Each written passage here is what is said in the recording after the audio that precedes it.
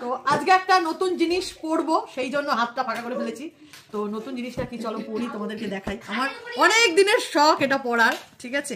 তো এতদিন আর পরতে পারিনি, এত বছরেও পরতে পারিনি। বিয়ের পর একবার পরেছিলাম, তাও এত সুন্দর ছিল না, ওটা আমার একদমই পছন্দ ছিল না। তো এটা এত সুন্দর দেখতে, খুবই সুন্দর, খুবই পছন্দ হয়েছে। কেমন হয়েছে আগে বলো তো, দেখে বলো কেমন হয়েছে। চূড়া দারুণ দারুণ, জাস্ট আমার এত পছন্দ। চূড়া কে কে পছন্দ করো পড়তে, একটু বলো, আমি একটু পরবো। কেমন লাগে দেখি, পরে কতদিন থাকতে পারি সেটাও দেখবো। হাতে বেশি কিছু করতে পারি না, কিন্তু এই জিনিসটা পরার খুব খুব ইচ্ছা ছিল। দেখা যাক।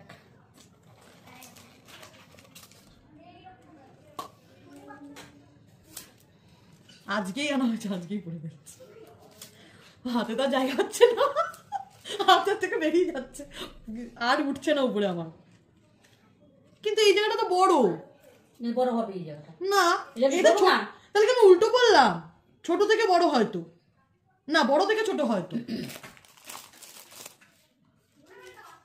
বেরিয়ে যাচ্ছে একই সাইজ না। আমি তো জানি চূড়া বড় থেকে ছোট হয়, চূড়া তো এক সাইজের হয় না। দেখি তো এবার এটা পরে, এটা সাইজটা দেখে নে, ছোট বড় আছে নাকি।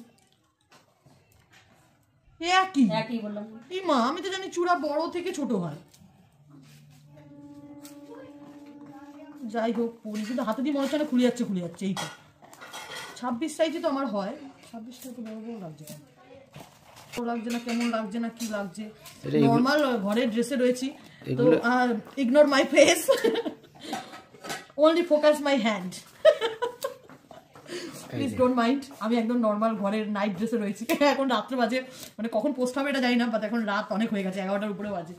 তো এই হলো আমার হাতের চূড়া।